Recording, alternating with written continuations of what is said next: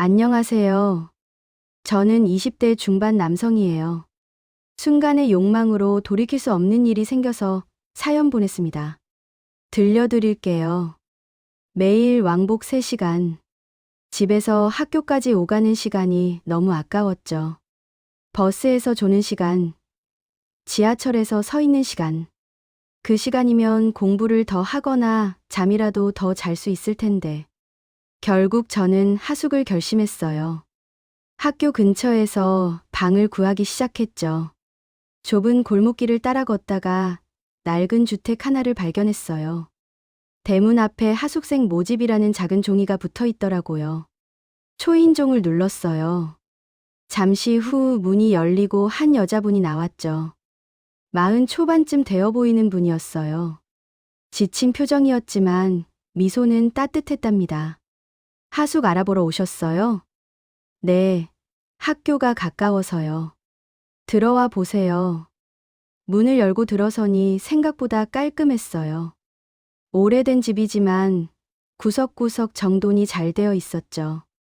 여자분 뒤로 작은 아이가 숨어서 저를 쳐다봤어요. 7살쯤 되어 보이는 여자아이였답니다. 조용하고 순한 눈망울이더라고요. 우리 딸이에요. 부끄럼 많이 타는데 금방 익숙해질 거예요. 아이는 엄마 치마를 꼭 붙잡고 있었어요. 방을 보여줬어요. 작지만 햇볕이 잘 드는 방이었죠. 책상과 침대, 작은 옷장이 전부였지만 충분해 보였어요. 식사는 제가 챙겨드릴게요. 아침, 저녁 2끼 포함이에요. 가격도 괜찮았어요. 무엇보다 학교까지 걸어서 10분이면 닿는 거리였죠. 여기로 할게요. 그래요? 다행이네요. 혼자 살기 외로웠는데. 그렇게 저는 이 집의 하숙생이 됐답니다. 짐을 옮긴 첫날 저녁, 식탁에 밥상이 차려져 있었어요. 된장찌개, 김치, 계란말이. 집밥 냄새가 그리웠는데 오랜만에 맡아보는 것 같았죠. 많이 드세요. 젊은 사람이 밥은 잘 먹어야죠. 이모님은 그렇게 말하며 밥을 더 퍼주었어요. 아이는 저와 이모님 사이에 앉아 조용히 밥을 먹고 있었죠. 가끔 저를 힐끗힐끗 쳐다보다가 눈이 마주치면 고개를 숙였어요. 우리 딸 이름은 서연이에요. 인사해. 안녕하세요. 작은 목소리로 인사하는 아이가 귀여웠어요. 밥을 먹으며 이모님과 이야기를 나눴어요. 학교 다니면서 힘들지 않아요? 괜찮아요. 학교 가까워서 오히려 좋아요. 그나저나 저는 김은주예요. 이모라고 편하게 부르세요. 네, 이모님. 이모님은 웃었어요. 지친 얼굴이었지만 웃을 때는 따뜻했죠. 밥을 다 먹고 나니 이모님이 차를 내왔어요. 낮에는 식당에서 일해요. 저녁에 들어오면 밥은 차려놓을게요. 제가 알아서 먹을 수 있는데요. 아니에요. 어차피 우리도 먹어야 하니까. 그냥 편하게 생각해요. 그렇게 말하는 이모님의 목소리가 쓸쓸하게 들렸어요. 방으로 돌아와 짐을 정리하면서 생각했어요. 이모님은 혼자 아이를 키우고 있나 보다. 남편 이야기는 한마디도 없었으니까. 나중에 알게 됐어요. 이모님의 남편은 3년 전 교통사고로 세상을 떠났다고. 37의 나이에 홀로 남겨진 이모님은 어린 딸 하나를 데리고 억척스럽게 살아가고 있었죠. 낮에는 동네 식당에서 허리 굽혀 일하고, 저녁에는 아이 손 붙잡고 집으로 돌아와 밥 짓고 빨래하고, 그렇게 하루하루를 버텨내고 있었어요. 그때는 몰랐죠. 이 평범해 보이는 하숙집이 제 인생을 완전히 바꿔놓을 줄은. 하숙집 생활이 시작되고 일주일쯤 지났을까요? 저녁마다 식탁에 앉아 함께 밥을 먹는 게 익숙해졌어요. 이모님은 늘 제 앞에 반찬을 더 놓아줬죠. 공부 많이 힘들지 않냐고, 밥은 잘 챙겨 먹고 다니라고. 그렇게 말하는 이모님의 목소리가 참 따뜻했어요. 서연이는 밥 먹을 때마다 저를 물끄러미 쳐다봤어요. 처음엔 낯을 가리더니 이제는 제법 친해진 것 같았죠. 어느 날 오후였어요. 빨래를 들고 옥상으로 올라갔더니 이모님이 먼저 와 있었어요. 빨래를 널고 있는 뒷모습이 보였죠. 바람에 머리카락이 날리고 있었어요. 나란히 서서 빨래를 널었어요. 이모님의 손이 제 손 옆을 지나갔죠. 순간 이모님의 향기가 코끝을 스쳤어요. 비누 냄새와 섞인 은은한 향이었답니다. 빨래를 다 널고 내려오는데 이모님이 집은 안 그리우냐고 물었어요. 가끔 그립긴 한데 여기도 편하다고 대답했죠. 이모님은 불편한 거 있으면 언제든 말하라고 했어요. 계단을 내려가는 이모님의 뒷모습을 보며 생각했어요. 혼자 살기 외롭겠다. 밤마다 텅 빈 집에서 아이랑만 지내는 게. 밤이 깊어지면 집안은 조용해졌어요. 서연이는 일찍 잠들고 이모님은 거실에서 설거지를 하거나 빨래를 개고 있었죠. 방문을 살짝 열어두고 공부하다 보면 복도를 지나가는 발소리가 들렸어요. 이모님의 발걸음 소리였죠.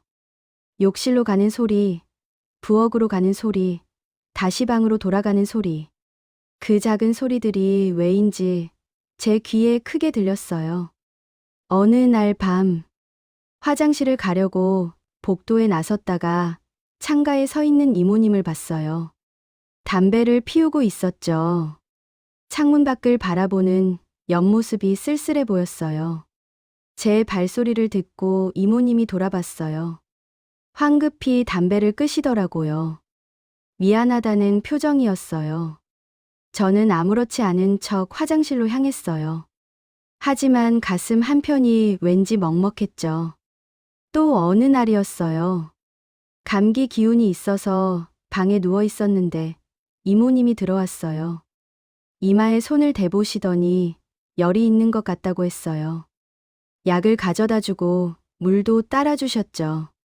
그때 이모님의 손이 제 어깨에 잠깐 머물렀어요. 따뜻한 체온이 느껴졌어요. 잠깐이었지만 그 온기가 오래 남았죠. 며칠 뒤 저녁, 이모님이 소주 한 병을 꺼내왔어요. 오늘은 기분이 좋다며 한잔하자고 하시더라고요. 함께 잔을 기울였어요. 이모님은 취기가 오르자 평소보다 말이 많아졌어요. 혼자 사는 게 얼마나 힘든지 외롭지 않냐는 질문도 했죠. 저는 괜찮다고 대답했어요. 하지만 이모님은 고개를 저으며 말했어요. 외롭지 않을 리 없다고. 젊은 나이에 혼자 지내는 게 얼마나 힘든지 자기는 안다고. 그날 밤 이모님은 눈가가 조금 붉어졌어요. 술 때문인지 감정 때문인지 알 수 없었죠. 방으로 돌아온 뒤에도 이모님의 목소리가 귓가에 맴돌았어요. 외롭지 않냐는 그 질문이. 저는 스스로에게 물었어요. 이모님을 자꾸 의식하는 이 감정이 뭘까? 그저 고마움일까? 아니면 다른 무언가일까? 침대에 누워서도 잠이 오지 않았어요. 복도에서 들리는 이모님의 발소리, 창가에서 담배 피우던 쓸쓸한 뒷모습, 어깨에 머물렀던 따뜻한 손길, 그 모든 게 자꾸 떠올랐어요. 저는 스스로를 다잡으려 했어요. 이모님은 저를 돌봐주는 하숙집 주인일 뿐이라고. 제가 이상한 생각을 하는 거라고. 하지만 마음은 제 뜻대로 되지 않았어요. 이모님을 볼 때마다 가슴이 두근거렸고 우연히 손이 스치기라도 하면 심장이 빠르게 뛰었죠. 저는 혼란스러웠어요. 이 감정이 뭔지 정확히 알 수 없었거든요. 다만 한 가지는 확실했어요. 이모님을 자꾸 의식하게 된다는 것. 그리고 그 의식이 점점 커지고 있다는 것. 하숙집에서 한 달이 지났을 무렵이었어요. 이모님과의 거리가 조금씩 가까워지고 있다는 걸 느꼈죠. 어느 날 저녁, 몸이 으슬으슬 춥고 머리가 아팠어요. 밥상 앞에 앉았지만 숟가락을 들기가 힘들었고 이모님이 제 얼굴을 보더니 걱정스러운 표정을 지으셨어요. 그러고는 다가와 제 이마에 손을 대보셨죠. 열이 있는 것 같다며 괜찮냐고 물으시는데 따뜻한 손길이 이마에 닿는 순간 가슴이 철렁했어요. 이모님은 약을 가져다 주고 물도 따라 주셨어요. 밥은 나중에 먹어도 되니까 방에 가서 쉬라고 하시더라고요. 방에 누워 있는데 이모님이 죽을 끓여 가져왔어요. 뜨거운 죽 한 그릇이 제 앞에 놓이고 천천히 먹으라는 이모님의 목소리가 걱정으로 가득했어요. 마치 어머니 같았죠. 아니, 어머니보다 더 따뜻하게 느껴졌어요. 며칠 후 몸이 나았을 때 이모님이 소주 한 병을 들고 오셨어요. 오늘은 기분 좋은 일이 있었다며 함께 한잔하자고 하시는데 거절할 수가 없었죠. 식탁에 마주 앉아 잔을 기울였어요. 처음엔 학교 이야기, 날씨 이야기, 서연이 이야기 같은 가벼운 대화였는데 소주 한 병이 비워지자 이모님의 목소리가 낮아지기 시작했어요. 혼자 사는 게 얼마나 힘든지 이야기하기 시작하셨죠. 남편이 떠난 후 모든 게 달라졌다고. 아침에 눈 뜨면 옆자리가 텅 비어 있는 게 너무 무섭다고 말씀하시는데 목소리가 떨렸어요. 남편 없이 사는 게 이렇게 힘든 줄 몰랐다는 말과 함께 이모님의 눈가가 붉어지고 있었어요. 참으려 했지만 눈물이 글썽이는 게 보였죠. 저는 어떻게 위로해야 할지 몰라서 괜찮을 거라는 뻔한 말만 되풀이했어요. 이모님은 고개를 저으며 괜찮지 않다고, 하루하루가 너무 외롭다고 말씀하셨어요. 그때 이모님이 제 어깨에 잠깐 기대셨어요. 무게가 느껴지고 따뜻한 체온과 은은한 향기도 함께 전해졌는데 그 순간 심장이 빠르게 뛰기 시작했어요. 이모님은 금방 몸을 일으키시며 미안하다는 말과 함께 술을 너무 많이 마신 것 같다고 하시더니 그렇게 자리에서 일어나 방으로 들어가셨어요. 저는 혼자 식탁에 남아 텅 빈 소주병과 2개의 잔만 바라봤어요. 방으로 돌아왔지만 잠이 오지 않았어요. 어깨에 기댔던 이모님의 무게가 아직도 느껴졌고 코끝에 맴도는 향기도 지워지지 않았죠. 침대에 누워 천장을 바라보며 생각했어요. 이게 뭔가 잘못되어 가는 건가? 저는 스스로에게 물었지만 답은 나오지 않았어요. 그날은 친구들과 술을 마신 날이었어요. 늦은 시간에 비틀거리며 하숙집에 들어왔는데 머리가 어지러질했죠. 현관문을 조용히 열고 복도로 들어섰어요. 불을 켜지 않고 어둠 속을 걸었는데 그때 어디선가 낮고 억눌린 소리가 들렸어요. 신음 같기도 하고 한숨 같기도 한 소리였죠. 발걸음을 멈추고 귀를 기울였어요. 이모님 방에서 들려오는 소리였는데 그 순간 심장이 빠르게 뛰기 시작했고 술 기운이 한순간에 깨는 것 같았어요. 발소리를 죽이고 복도를 따라 걸었어요. 이모님 방문이 살짝 열려 있었고 저는 안을 들여다봤죠. 이모님이 혼자 침대에 누워 있었어요. 서연이는 보이지 않았는데 할머니 댁에 간다고 했었구나 싶었죠. 이모님의 어깨가 떨리고 있었고 억눌린 숨소리가 새어나왔어요. 손이 이불 속에서 움직이고 있었는데 저는 그 순간 얼어붙어 버렸고 숨을 쉬는 것조차 조심스러웠어요. 이모님의 얼굴이 보였어요. 눈을 감고 있었고 입술을 깨물고 있었는데 얼굴이 붉게 달아올라 있었죠. 가슴이 두근거리고 온몸이 뜨거워지는 게 느껴졌어요. 이러면 안 된다는 생각이 들었어요. 지금 당장 방으로 가야 한다고 머리로는 알고 있었지만 발이 떨어지지 않았고 시선이 고정된 채 움직일 수 없었죠. 이모님의 소리가 조금씩 커지고 숨소리도 거칠어지는 게 들렸어요. 저는 황급히 뒷걸음질 치며 복도 끝으로 도망치듯 걸었고 제 방문을 열고 안으로 들어와 문을 닫고 등을 기댔어요. 심장이 터질 것 같았고 손이 떨리며 온몸이 뜨겁게 달아올라 있었어요. 침대에 앉았지만 진정이 되지 않았어요. 방금 본 장면이 머릿속에서 지워지지 않았고 이모님의 떨리는 어깨와 억눌린 소리, 달아오른 얼굴 모든 게 선명하게 남아 있었죠. 이불을 뒤집었었지만 소용없었어요. 눈을 감으면 그 장면이 더 또렷하게 떠올랐고, 저는 밤새 뒤척이다가 동이 틀 무렵에야 겨우 잠들 수 있었어요. 이모님도 혼자 사는 게 힘들구나. 남편 없이 3년을 혼자 지냈으니까 외로움을 달랠 방법이 없었겠지. 그렇게 스스로를 납득시키려 했지만 가슴속 떨림은 가라앉지 않았어요. 다음 날 아침 식탁에 앉았을 때 이모님과 눈이 마주쳤어요. 평소와 다름없는 표정이었고 아무 일 없었던 것처럼 대화를 나눴지만 저는 계속 그 장면이 떠올랐고 밥맛이 없었죠. 그날 이후 이모님이 자꾸 떠올랐어요.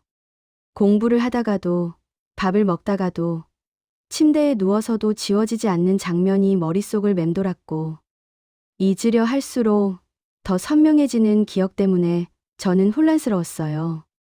그날 이후 며칠간 집안 분위기가 묘하게 어색해졌어요. 이모님과 눈이 마주치는 것조차 조심스러워졌고 복도에서 마주치면 서로 고개만 살짝 숙이고 지나갔어요. 저녁 식사 시간이 가장 힘들었어요. 식탁에 마주 앉아 밥을 먹다 보면 이모님의 손길이 자꾸 눈에 들어왔죠. 반찬을 집는 손이나 국그릇을 드는 움직임 하나하나가 제 시선을 끌었어요. 이모님도 저를 의식하시는 것 같았어요. 예전처럼 편하게 말을 걸지 않으셨고 반찬을 더 놓아주실 때조차 시선을 피하시는 게 느껴졌어요. 방으로 돌아와서도 마음이 편치 않았어요. 책상 앞에 앉아 공부를 하려 애써봐도 자꾸 그날 밤의 장면이 떠올랐고 이모님의 떨리던 어깨와 달아오른 얼굴이 머릿속을 맴돌았죠. 혼자 방에 있을 때면 생각이 꼬리에 꼬리를 물었어요. 이모님도 저처럼 외로울 거라는 생각이 들었고 혼자 밤을 보내시는 게 얼마나 힘드실지 상상이 갔어요. 점점 이모님을 의식하는 횟수가 늘어났어요. 복도에서 들리는 발소리만 들어도 가슴이 두근거렸죠. 욕실 문이 열리는 소리만 들려와도 온몸이 긴장됐어요. 이러면 안 된다는 걸 알고 있었어요. 저는 스스로에게 계속 다짐했지만 이모님은 저를 돌봐주시는 하숙집 주인일 뿐이라 되뇌어 봤어요. 하지만 마음은 제 뜻대로 되지 않았어요. 이모님을 볼 때마다 가슴이 뛰었죠. 우연히 스치기만 해도 온몸이 떨렸어요. 서로 조심스러워진 거리가 느껴졌어요. 예전처럼 편하게 대화하지 못했고 눈을 마주치는 것도 피하게 됐어요. 하지만 이상하게도 동시에 더 가까워지고 싶은 마음도 들었어요. 이모님과 더 많이 이야기하고 싶었죠. 더 자주 보고 싶었어요. 밤마다 침대에 누워 생각했어요. 이 감정이 무엇인지 알 수 없었고 단순한 호기심일 리 없다는 건 알고 있었죠. 죄책감과 설렘 사이에서 흔들렸어요. 이러면 안 된다는 걸 알면서도 멈출 수가 없었어요. 수업이 없던 평일 오후였어요. 이모님은 식당에 나가셨고 서연이는 유치원에 있을 시간이라 집에는 저 혼자뿐이었어요. 방에 누워 쉬고 있었는데 자꾸 이모님 생각이 났어요. 그날 밤 봤던 장면이 떠올랐고 온몸이 뜨거워지기 시작했죠. 저도 모르게 혼자 하게 됐어요. 어차피 혼자 있는 시간이었고 아무도 집에 없다 생각했어요. 이어폰을 끼면서 눈을 감았어요. 머릿속에는 이모님의 모습만 가득했고 떨리던 어깨와 달아오른 얼굴, 그 모든 게 생생하게 떠올랐죠. 점점 몰입하고 있었어요. 주변 소리는 전혀 들리지 않았고 오직 이어폰 속 소리만 들렸어요. 그때였어요. 갑자기 방문이 열리는 소리가 났고 점심은 챙겨 먹었냐는 이모님의 목소리가 들렸죠. 저는 그 순간 얼어붙었어요. 황급히 이불을 끌어당겼지만 이미 늦었고 이모님이 문 앞에 서 있었어요. 이모님의 눈이 커졌어요. 놀란 표정이 역력했고 저는 얼굴이 빨개지는 게 느껴졌죠. 잠시 정적이 흘렀어요. 아무도 말을 하지 않았고 시간이 멈춘 것처럼 느껴졌어요. 이모님이 먼저 입을 열었어요. 미안하다면서 노크를 했어야 했다 말씀하시더니 황급히 문을 닫으셨죠. 저는 그대로 침대에 앉아 있었어요. 손이 떨렸고 온몸에서 식은땀이 흘렀어요. 끝났다 생각했어요. 이제 이 집에서 어떻게 지내야 할지 막막했죠. 이불 속에 숨어 있던 지 10분쯤 지났을까요? 다시 노크 소리가 들렸어요. 저는 숨을 죽이고 가만히 있었죠. 문이 천천히 열렸어요. 이모님이 다시 들어오셨는데 아까와는 다른 표정이었어요. 침대 끝에 조심스럽게 앉으시더니 떨리는 목소리로 말씀하셨어요. 너도 힘들지. 젊은 나이에 혼자 지내는 게 얼마나 힘든지 자기는 안다고 말씀하셨죠. 저는 아무 말도 할 수 없었어요. 이불을 꼭 붙잡은 채 가만히 있었죠. 이모님이 또 말씀하셨어요. 자기도 너무 오래 혼자였다고. 남편이 떠난 후 3년 동안 혼자 지내는 게 얼마나 외로웠는지 모른다고 하셨어요. 목소리가 점점 낮아졌어요. 이러면 안 되는 거 안다고 하셨지만 더 이상 참을 수가 없다고 말씀하셨죠. 저는 천천히 고개를 들었어요. 이모님과 눈이 마주쳤는데 그 눈빛에는 외로움과 갈망이 가득했어요. 이모님이 먼저 손을 내미셨어요. 떨리는 손이었죠. 저는 그 손을 바라봤어요. 잠시 망설였지만 결국 제 손이 움직였어요. 이모님의 손을 잡았는데 따뜻했어요. 이모님의 눈에서 눈물이 흘렀어요. 고맙다고, 미안하다고 속삭이셨죠. 그렇게 우리의 관계가 시작됐어요. 돌이킬 수 없는 선을 넘어버린 거예요. 그날 이후 집안 분위기는 겉으로 보기엔 평범했어요. 아침이면 식탁에 밥상이 차려졌고 저녁이면 함께 밥을 먹었죠. 서연이는 여전히 밝게 웃었고 이모님은 여전히 아이를 다정하게 돌봤어요. 하지만 낮 시간은 달랐어요. 서연이가 어린이집에 간 오후면 조용히 노크 소리가 들렸는데 이모님이었어요. 처음엔 어색했어요. 서로 말없이 마주 앉아 있기만 했는데 시간이 지나면서 점점 익숙해졌어요. 이모님은 말없이 다가와 제 곁에 앉으셨어요. 그리고 조용히 안겼는데 저도 이모님을 안아드렸어요. 그렇게 시간이 흘렀어요. 서로의 체온을 나누는 시간이 점점 길어졌고 서로의 존재가 익숙해졌죠. 저녁이 되면 다시 평범한 하숙집 주인과 하숙생으로 돌아왔어요. 식탁에 마주 앉아 밥을 먹고 서연이와 이야기를 나누고 설거지를 하고 각자 방으로 돌아갔죠. 아이 앞에서는 아무렇지 않은 척했어요. 이모님도 저도 평소와 똑같이 행동했는데 가끔 눈이 마주칠 때면 다른 의미가 담겨 있었어요. 그 눈빛 속에는 낮 시간의 기억이 담겨 있었고 서로만 아는 비밀이 담겨 있었죠. 이제 이게 일상이 됐어요. 낮엔 서로를 원하고 저녁엔 평범한 척하고 밤이 되면 각자 방에서 그날을 떠올렸어요. 끝을 생각하지 않으려 했어요. 언젠가는 졸업을 하고 이 집을 나가야 한다는 걸 알고 있었지만 그 생각을 하면 가슴이 아팠죠. 그래서 그냥 오늘만 생각하기로 했어요.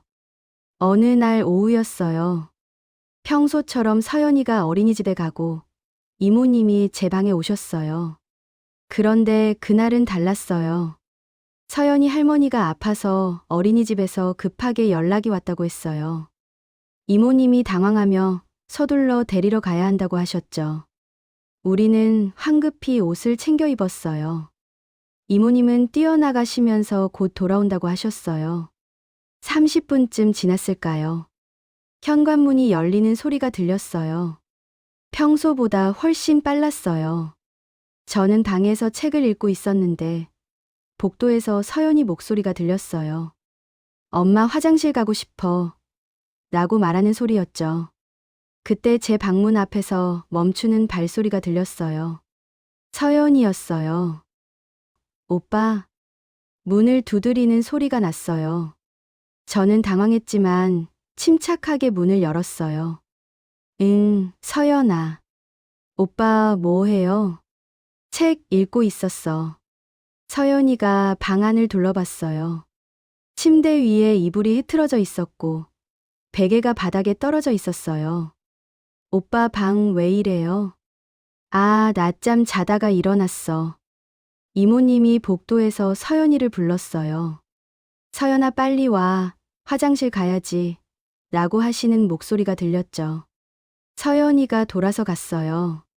저는 문을 닫고 깊은 한숨을 쉬었어요. 그날 저녁 식사 시간이었어요. 이모님과 눈이 마주쳤는데 서로 아무 말도 하지 않았어요. 하지만 둘 다 알고 있었어요. 너무 위험했다는 걸. 조금만 더 늦었어도 큰일 날 뻔했다는 걸. 그날 이후 며칠간 이모님은 제 방에 오지 않으셨어요. 낮 시간이 되어도 노크 소리가 들리지 않았고 복도에서 마주쳐도 눈을 피하셨어요. 저도 불안했어요. 이러다 들키는 거 아닐까, 서연이가 눈치챈 건 아닐까, 그런 생각들이 머릿속을 떠나지 않았죠. 밤마다 잠을 설쳤어요. 이모님도 똑같을 거라 생각했어요. 일주일쯤 지났을까요? 조용히 노크 소리가 다시 들렸어요. 이모님이셨어요. 하지만 예전과는 달랐어요. 더 조심스러웠고 더 짧은 시간만 머물렀어요. 우리 둘 다 알고 있었어요. 이 관계가 언제든 끝날 수 있다는 걸. 겨울이 지나고 봄이 왔어요. 졸업이 다가오고 있었어요. 어느 날 저녁 이모님이 조용히 물으셨어요. 졸업하면 어떻게 할 거냐고, 계속 여기서 지낼 거냐고 하셨죠. 저는 대답할 수 없었어요. 이미 취업이 결정된 상태였고 다른 도시로 가야 했거든요. 이모님도 알고 계셨던 것 같아요. 고개를 끄덕이시며 그렇겠지 라고만 하셨어요. 마지막 한 달이 가장 힘들었어요. 서로 시간이 얼마 남지 않았다는 걸 알고 있었고 그래서 더 간절했어요. 낮 시간마다 이모님은 제 방에 오셨어요. 말없이 안기고 말없이 떨어지고 그렇게 시간을 보냈죠. 졸업식이 끝나고 짐을 싸는 날이었어요. 이모님이 방문을 열고 들어오셨어요. 잘 지내.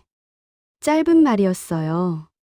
더 이상 말을 잇지 못하시는 것 같았죠. 저도 대답할 수 없었어요. 그저 고개만 끄덕였어요. 서연이가 현관까지 배웅을 나왔어요. 오빠 또 놀러와요. 라고 말하는 아이를 보며 가슴이 아팠어요. 이모님은 현관 안쪽에 서 계셨어요. 마지막으로 눈이 마주쳤는데 그 눈빛에는 많은 것들이 담겨 있었어요. 고마움, 미안함, 그리움, 그리고 작별. 저는 돌아서서 걸었어요. 뒤를 돌아보지 않으려 애썼지만 결국 한번 돌아봤죠. 이모님은 여전히 그 자리에 서 계셨어요. 우리의 관계는 그렇게 끝났어요. 시작도 끝도 조용했던 관계였어요. 지금도 가끔 생각해요. 이모님은 어떻게 지내실까? 서연이는 잘 크고 있을까? 그 집은 여전히 하숙생을 받고 있을까? 후회는 없어요. 그 시간이 잘못됐다는 걸 알지만 그 순간만은 진실했으니까요. 우리 둘 다 외로웠고 서로에게 위로가 됐으니까요. 잘못된 줄 알면서도 멈출 수 없는 마음 때문에 한편으로는 힘들었었죠. 어떤 선택에도 대가는 따르지만 그 순간만은 진실한 건 사실이었어요. 지금까지 저의 이야기를 들어주셔서 감사합니다.